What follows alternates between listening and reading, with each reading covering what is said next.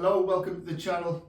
Won't do too much of a introduction. My name's Jamie and I'm going to do an instructional, this is part one of an instructional series on how to build a DAZA engine. These engines are relatively new, not many people know much about them. You will not find much on the internet about, or YouTube, on how to rebuild these. Knowledge is power. Everybody keeps it close to the heart. So I'm going to show you everything you need to know on how to build one of these engines, the clearances, the little tricks, the foibles, bearing clearances, piston to wall clearances, ring gaps, you name it, it's all going in there. So this is part one. I'll give you a little overview of the engine. It's a 2016 DAZA, which is found in the Audi TT RS and the RS3. Mine is a TT RS. Mine has been, it's an alloy block, but mine has been sleeved with ductile iron sleeve from LA, and we're building something that can cope with around about 1500 horsepower. This is actually the second time that I've built this engine. It failed the first time. It lasted about 200 to 300 miles. I'll give a brief overview on why that happened. It was basically because the machinist, the engine shop I gave to do the machining, who fitted, who shall remain nameless, Progress Engineering, they machined the bars wrong. We suspect that they didn't use a torque plate because it was such a bad job, but the bars were basically bigger at the top and they tapered down by 2000. So what happened was, as soon as I was out doing a bit of mapping, we were in about 750 or 800 horsepower, I was out doing a bit of mapping, and as soon as the piston got hot, it touched the walls of the cylinder, the skirt of the piston broke down, dropped into the oil, then the oil pump picked up that debris, put it through to the big end bearings and the mains. The big ends failed first, and interesting point, I was using King extra load silver based bearings, and they turned to powder. If they were a steel based bearing, it probably might have been a bit better, that might not have failed so badly, but they turned to powder. That powder then seized the oil pump. You can imagine the rest. It was a wreck. What I'll do is I'll put up some video links and show you all the damage on that somewhere over yonder. You think when everything's electrified? Not moving. I'd rather die than get an electric car. Right, so rolling up the lines. Right, we'll see you later. What is that?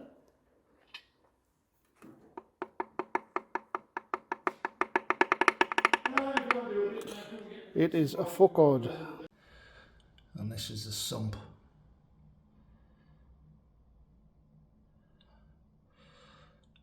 All those little dark bits, those are all ground up big end shells. King bearings, as it happens, the silver based ones, so don't get those.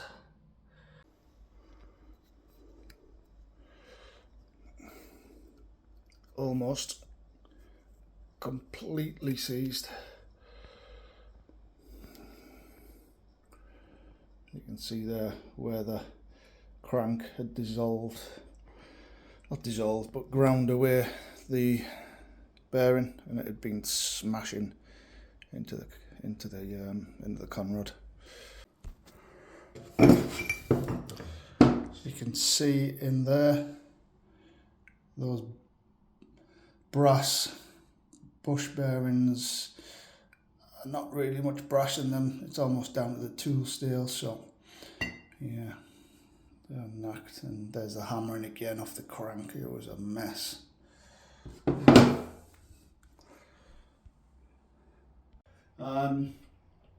But yeah, this is going to be the second time. So this time I've had the engine set down to Jonathan at Stanwood Engineering.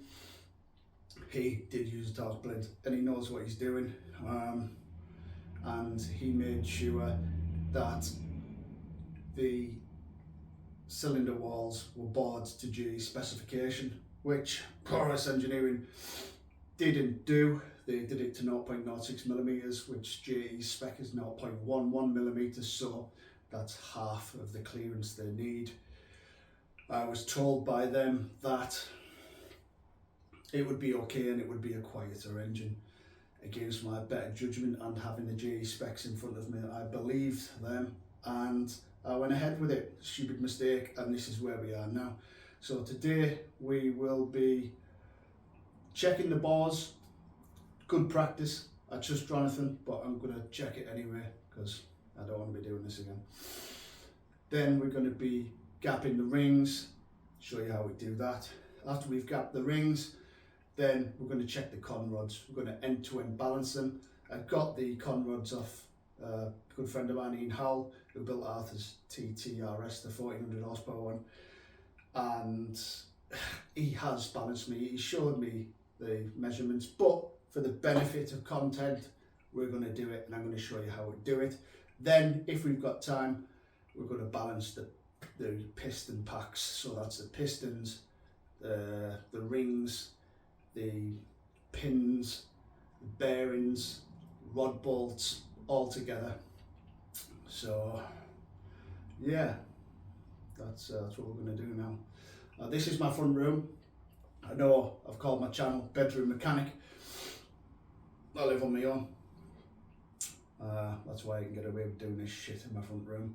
So I'm going to move you upstairs into the bedroom, which is pretty much my engine room. So yeah, that's what we're going to do. And by the power of video editing, here we are upstairs in the engine room. This will be my little prop for today. I'm going on holiday, so I've got my holiday body on, going to Jamaica at the end of the week. So I'm off the alcohol, but when I get back and as the parts of the video series move on, you'll notice that I start getting fatter and this changes to a vodka Sprite. So excuse a wife beater, but I'm doing a lot of cardio. I'm pretty hot at the moment. So all that being said, first thing to do is, I'll tell you what I'll do. I'll post up a video here. This is the old piston, one of them, and I'll show you a visual representation on the video I'm about to put up of how tight the tolerances were on the old engine. So I'll play that now. In here, when the piston expanded, so it won't even fit. You can see they hardly fit in that bore, and the difference in them now. So this is the old piston going in the new bores that Jonathan's done for us, and you can see how freely they are in there. So yeah, just a little bit of a visual representation for you though, so you can see. And what we'll do is I'll quickly check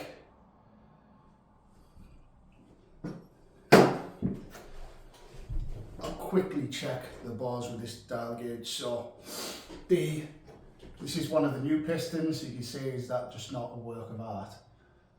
You know, in the UK these are about £1,400. I got them posted from America via a family member, and I got them for £900 postage, for closer to 800 actually, which is a bargain. So save money that way. But this is one of the newer pistons. Now you see that point there in the coating of the piston, and there's one on the other side. That is where this little instrument goes, and you just measure the 2 points there, and that comes back at 83.41 millimeters on the skirt. So what we do to check the diameter of these bars is using our favourite tool. We have the exact diameter of the piston between these 2 points, and we set this up in there and set it to 0. So this, when it's set to 0 on the gauge there, which you can see that is set to 0, that is set at 83.41 millimeters. Now when we put it in there, in the cylinder, that will the gauge will move on top of here, and it will show us how much bigger and by how much the cylinder walls are giving us the cylinder wall clearance, the piston to wall clearance. So this is going to be quite hard to see on camera. See there? Don't know if you can see there, but you see how that goes down there and starts going back up at the peak. That's what the piston to wall clearance is. So it's holding about 0.095 millimeter at the moment.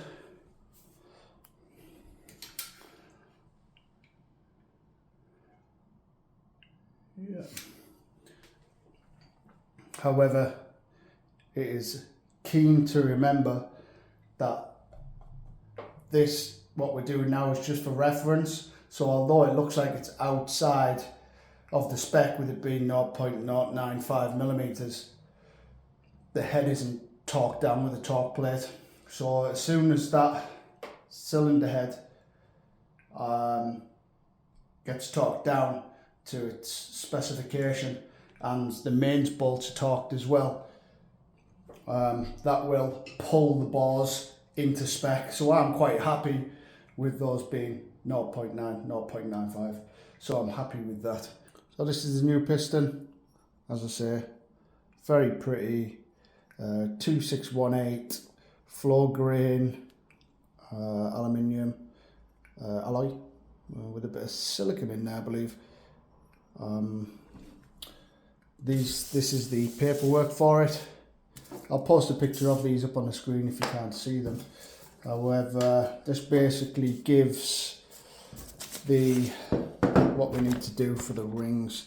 So there we've got for the top ring, which is the thinnest of the two main rings.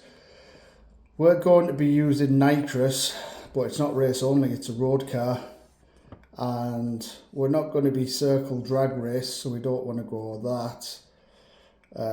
But we are going to be street moderate nitrous, and a cross between the two. So it says there for the top ring 0.050 thousandths of an inch times the bar. It's an 83 millimeter bar, but we convert that into inches, which comes out at 3.268. So that is 3.268 times by, I'm going to do it a little bit bigger than that, but smaller than that.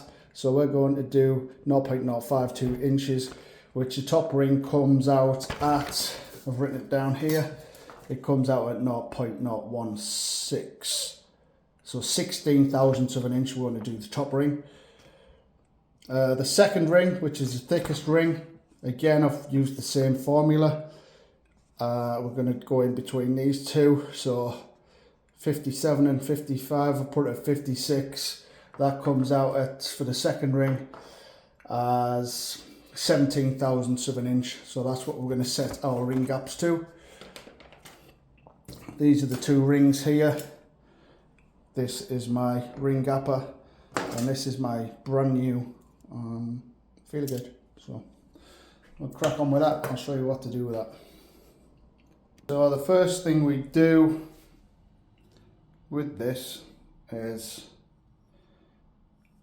make sure the bars are nicely oiled, which they are, but we need to know what the starting ring gap is. So I like to put them in that way and like that. You don't need fancy dancy tools for this. There's nothing fancy. All you do is you put your piston in and you push it down till it's nice and even. There, so you know, just by feeling, it's nice and even there. Take your piston out and that is nice and flat in those bars. It is not crooked. We're going to get a nice even measurement off that.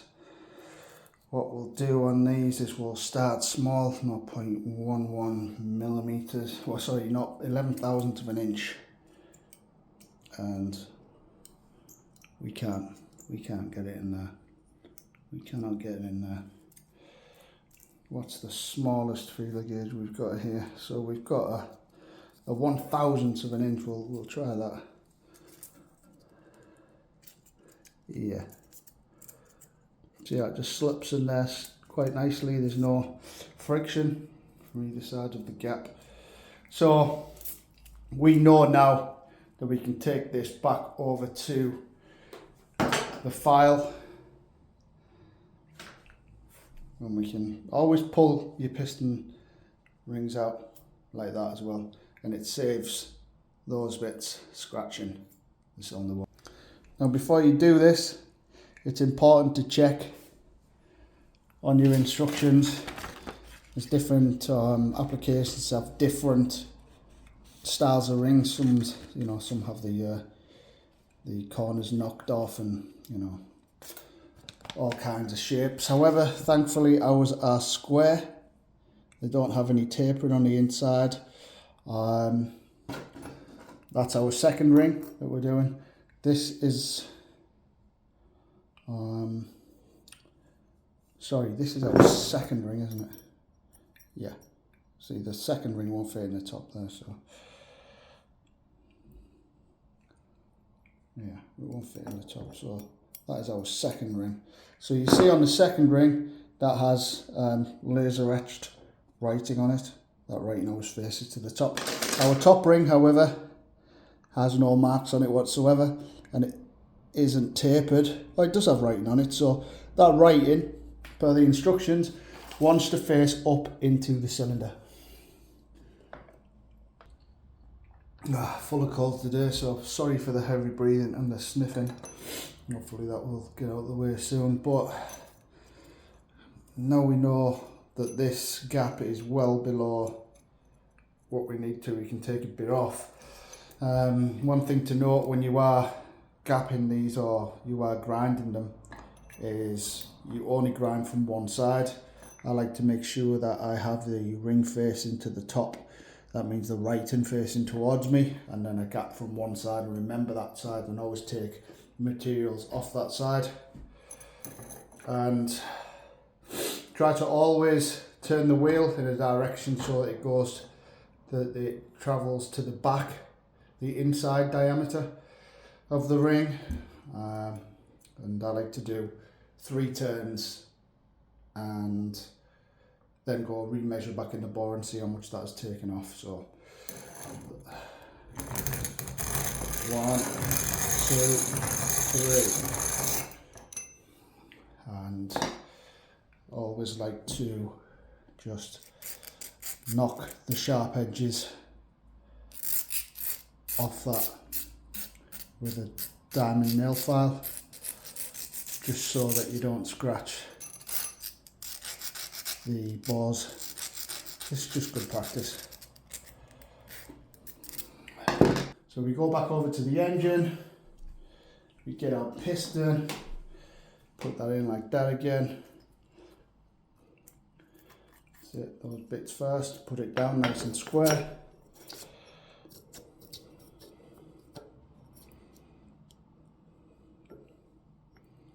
Bit high that side. Feel around the sides so you know that it's nice and even. Pull your piston out. Now let's check the end gap. It looks a little bit larger to me already. And last time it was about 2,000s, wasn't it? So if we try for the 3,000s on this one, For 5 thousandths on that. Let's have a look. Seems quite thick 5 thousandths. Oh no, look how much that's taken off already. So we're at 5 thousandths there, and it's just giving a little bit of resistance there. Okay, so we'll try the 6 thousandths.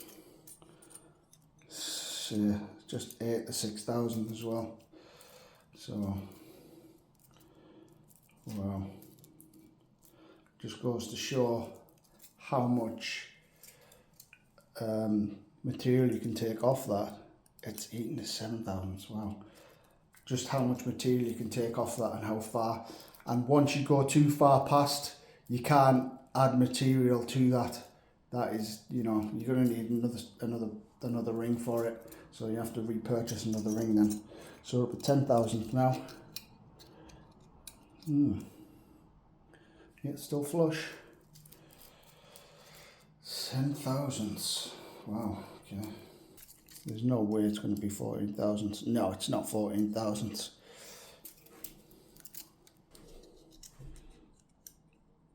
No, it looks like it's about 12. Okay, so back out, back onto the file. So just make sure that's nice and tight in there.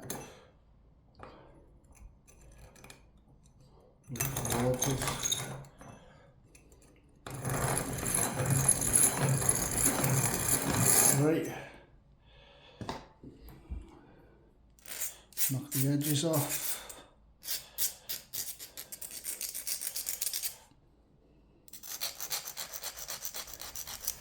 Back over to the engine. In we go again with this, as we usually do. Cuts in first. Push it down nice and square.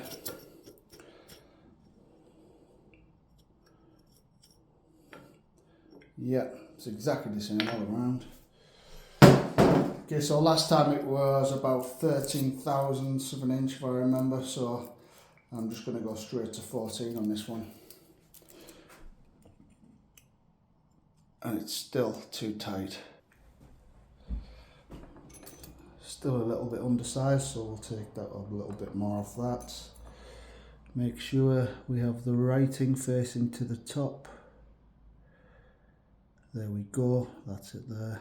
So we take it off the right hand side with the writing at the top. And move it towards ourselves. 3. Again, knocking the sharp spots off.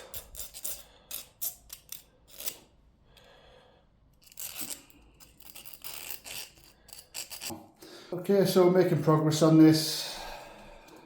So you got the 16 thousandths of an inch one there. I tried the 18 thousandths of an inch and that one is too big to go in. So that one just fits with the slightest of touches. And you just want to feel a little tiny bit of drag on that. And that one is done. So all you do is repeat that for the top ring, the bottom ring, on all the cylinders. I'll show you what I do when I've done them all. I'll show you what I do to keep them all in order. For me, cylinder number 1 is always the crank pulley side of the engine. So this is going to be cylinder number 5. So once I've done all the rings, I put them together, I tie them together with a bit of masking tape, and I just put cylinder 5 on there. Okay, so what we have here is our fully gapped ring pack. Top ring, second ring, everything gapped as it should be. Now, the rings, if you leave them out, even in a house, they will rust. So just dip your finger in some engine oil, give them a nice oil up, especially where you've grinded them with the diamond wheel. Give them a nice fresh coating of oil. If I can pick them up, that is.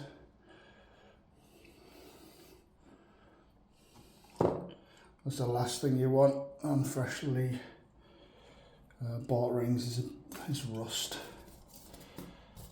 Most of them are coated, or the gas nitrided, but it will still rust.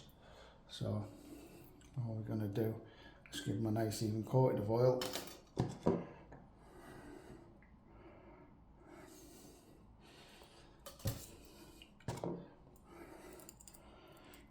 Even the you don't need to gap this one, by the way. And these two oil control rings that sit either side of this, they need to be gapped at 15,000 basically, regardless of the size of the bore. And I've already checked, these come pretty much spot on, so we didn't need to gap those. Give your hands a clean off. Then remember that was cylinder 5, so all we're going to do is stack these on top of each other, get some masking tape and lay these on like this, and then simply write on cylinder 5 and repeat for the rest of the cylinders. After you've done all your ring gaps, you should have a set of 5 ring packs, just like that, labelled cylinder 1 all the way through to 5. So here we are the next day. I had to call at night last night. Don't have very good lighting in here. It was starting to get dark outside. Even with the ring light, I was struggling to see the clearances. So called it a day last night, picked it up again this morning. There's a couple of things I want to touch on just before I finish the video. The video's getting towards 30 minutes long now. I know that's not a problem for people of my generation, but the younger generation certainly have TikTok brains and they can't sit through anything longer than a minute. So you should have 5 completed ring packs over there on the bench, and the top rings were all way under. They were like 3 thousandths from the pack, so we had to open those up to 16 thousandths. The second rings, some of them were already gapped. Cylinder 1 was at 18 thousandths. However, don't worry if you over gap your rings by 1/1000th of an inch or so, because it does say in the instructions minimum gap. But that doesn't mean if it says 18 thousandths of an inch, go and do it at 30. That's not what it means. But if you go 1/1000th of an inch over, that's all right. It doesn't really matter. One more thing to say is, as I did, when you get the rings out of the packs, make sure they fit your pistons first. I've had it before where there's been a different set of rings that didn't fit the piston, and I went ahead, spent the whole night gapping them all, and then when it came to fitting the pistons, the rings were wrong. So that put me back by the usual, well, at least a week waiting for postage. So yeah, I think that's all to say on it. I'll go to the gym, come back and have some dinner, get some food, and then we'll move on to checking the end weights of the con rods and hopefully get some pistons balanced, got all the con rods balanced, everything done together with the bearings as a package, but we'll see how far we get. And if you made it this far, thank you very much, and I'll see you on part 2.